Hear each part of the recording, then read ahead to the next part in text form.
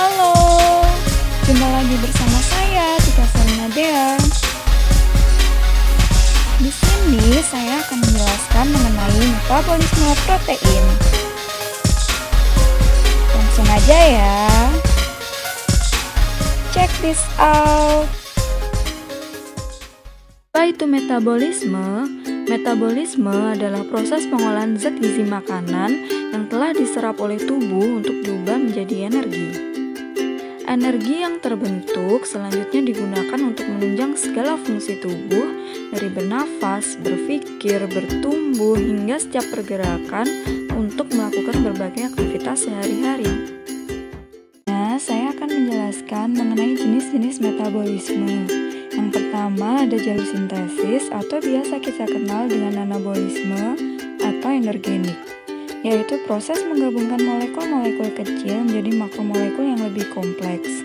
Proses ini memerlukan energi yang disuplai dari hidrolisis ATP.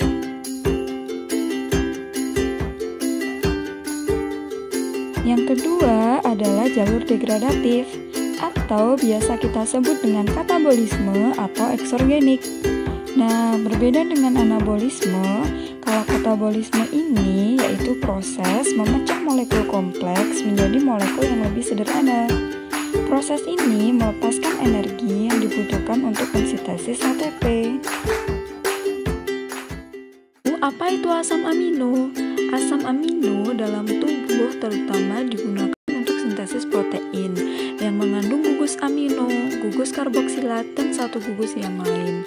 Tetapi jika asupan glukosa rendah, asam amino dapat diubah menjadi glukosa melalui jalur yang disebut gluconeogenesis, yaitu pembentukan glukosa baru dari prekursor non-karbohidrat. Dan proporsi protein sebagai sumber energi dalam diet yang dianjurkan adalah sebesar 15%. Teman-teman, seperti yang kita tahu bahwa proses gluconeogenesis adalah proses sintesis protein dari prekursor non-karbohidrat, di mana dalam proses ini asam amino merupakan sumber utama untuk glukosa. Tetapi gliserol dari trigliserida juga dapat digunakan.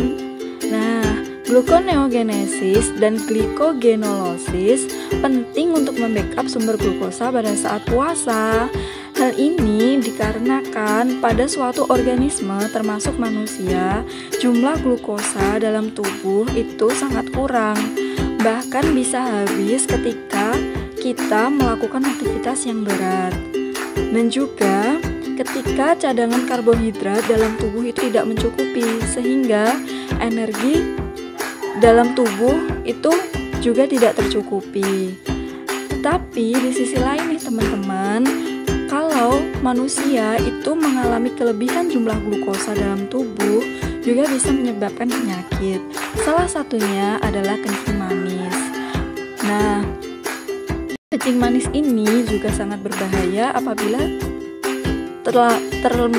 terjadi terus-menerus. Nah, hal yang paling fatal dari proses glikoneogenesis ini adalah adanya hipoglykokemia, di mana terjadinya disfungsi otak yang menyebabkan seseorang bisa koma, bahkan fatalnya bisa menyebabkan kematian. Gitu ya teman-teman. Nah, selanjutnya ada asam amino, di mana asam amino ini dibagi menjadi dua, yaitu ada asam amino esensial dan asam amino non-esensial. Teman-teman, asam amino esensial ini adalah asam amino yang tidak bisa diproduksi oleh tubuh kita sendiri, sehingga tubuh manusia memerlukan makanan-makanan yang mengandung asam amino esensial untuk memenuhi kebutuhan tubuh. Nah, makanan-makanan itu adalah makanan yang mengandung lisin, triptofan, histidin, fenilanin, leusin, dan sebagainya yang termasuk ke dalam asam amino esensial. Nah, berbanding dengan asam amino esensial, asam amino non-esensial ini adalah asam amino yang bisa diproduksi oleh tubuh kita sendiri. Apa aja tuh? Nah, ada glisin, ada alamin, ada serin, dan sebagainya.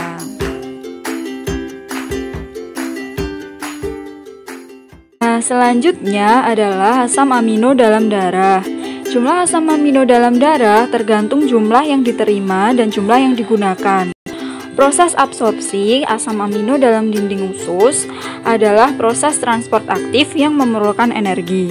Selain itu, tubuh manusia memperoleh asam amino dalam darah berasal dari absorpsi, penguraian sintesis protein dalam sel, dan juga sintesis asam amino dalam sel. Nah, teman-teman, ketika kita berpuasa, konsentrasi asam amino dalam darah sekitar 3,5 sampai 5 mg per 100 ml darah. Setelah ada asupan makanan menjadi 5 sampai 10 mg per 100 ml darah dan turun kembali setelah 6 jam. Nah, asam amino dalam darah konsentrasinya diatur oleh hati. Bagaimana reaksi metabolisme asam amino? Nah, jadi reaksi metabolisme asam amino ini meliputi reaksi pelepasan gugus asam amino yang kemudian terjadi perubahan kerangka karbon. Nah, dalam reaksi metabolisme asam amino terdapat beberapa tahapan ya. Tahapan yang pertama yaitu tahapan transaminasi, di mana pada tahapan ini terjadi proses katabolisme asam amino yang berupa pemindahan gugus amino dari suatu asam amino ke senyawa yang lain. Nah, seperti senyawa keto yang berupa asam pirufat, ketoglutarat atau oksaloeosetat. Sehingga senyawa keto tersebut dirubah menjadi asam amino, sedangkan asam amino dirubah menjadi senyawa keto. Sehingga teman-teman, proses transaminasi ini disebut juga sebagai tahapan yang reversibel, karena ketika sedang berjalan asam aminonya tidak hilang tetapi dirubah menjadi senyawa keto dan diterima oleh senyawa keto. Nah, dalam proses ini enzim-enzim yang diperlukan adalah enzim glutamat transaminase dan enzim alanin transaminase, di mana hasil akhir dari proses transaminasi ini berupa asam glutamat yang terjadi atau proses ini terjadi di cairan sitoplasma atau mitokondria suatu makhluk hidup. Seperti itu ya teman-teman, proses transaminasi pada reaksi metabolisme asam amino. Yaitu reaksi metabolisme asam amino yang berupa proses katabolisme asam amino menjadi energi melalui siklus asam serta siklus urea sebagai proses pengolahan hasil sampingan pemecahan asam amino dan juga sintesis protein dari asam-asam amino. Nah, berikutnya ada 2 tahap pelepasan gugus amin dari asam amino yang berupa 1. Transaminasi. Pada proses ini diperlukan enzim aminotransferase yang berfungsi untuk memindahkan gugus amin kepada alfa-ketoglutarat yang menghasilkan glutamat atau kepada oksaloesetat yang menghasilkan aspartat. Dan tahapan yang kedua yaitu deaminasi oksidatif yang berupa pelepasan amin dari glutamat menghasilkan ion amonium. Nah, bisa langsung dilihat sendiri ya reaksi transaminasi dan deaminasi oksidatif, di mana nanti menghasilkan hasil samping yaitu berupa urea. Begitu ya.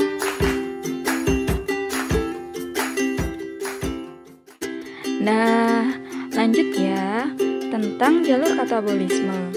Jalur katabolisme merupakan proses yang menguraikan molekul kompleks menjadi senyawa sederhana yang mencakup hidrolisis protein menjadi asam amino. Nah, ikatan peptida yang membangun rantai polipeptida dalam protein dapat diputus atau dihidrolisis menggunakan asam, basa, atau enzim pemecahan ikatan peptida dalam kondisi asam atau basa kuat merupakan proses hidrolisis kimia dan pemecahan ikatan peptida menggunakan enzim merupakan proses hidrolisis biokimia, reaksi hidrolisis peptida yang akan menghasilkan produk reaksi yang berupa satu molekul dengan gugus karboksil dan molekul lainnya menjadi gugus amina. Lanjut, apa itu sintesis protein? Sintesis protein adalah proses pencetakan protein dalam sel. Sifat enzim atau protein sebagai pengendali dan penumbuh karakter makhluk hidup ditentukan oleh jumlah jenis dan urutan asam amino yang menyusunnya. Jenis dan urutan asam amino ditentukan oleh ADN atau asam deoksiribose nukleat. Sintesis protein meliputi dua langkah, yaitu transkripsi dan translasi. Apa itu transkripsi dan translasi? Lanjut aja ya, check this out. Nah, tahap yang pertama adalah tahap transkripsi, yaitu proses pembentukan kode genetik oleh DNA. Pilihan DNA membuka sebagian. Selanjutnya, salah satu rantainya atau rantai sense akan membentuk rantai penggenap atau ARN buta yang berisi kode genetik atau kodon. Dan selanjutnya, setelah ARN buta terbentuk, kemudian melepaskan diri dari DNA dan berpilin kembali.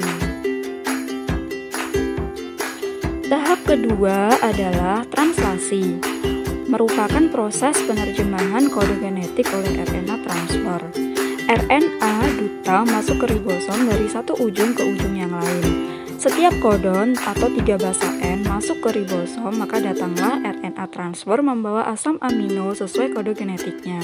Kemudian bergeser lagi ke kodon lain dan seterusnya sampai ke ujung yang lain. Dengan demikian, asam amino akan membentuk rantai polipeptida atau protein. Demikian penjelasan saya tentang proses metabolisme protein. Semoga bermanfaat dan mohon maaf jika ada salah kata. Terima kasih atas perhatiannya. Dan sampai jumpa lagi. Bye-bye.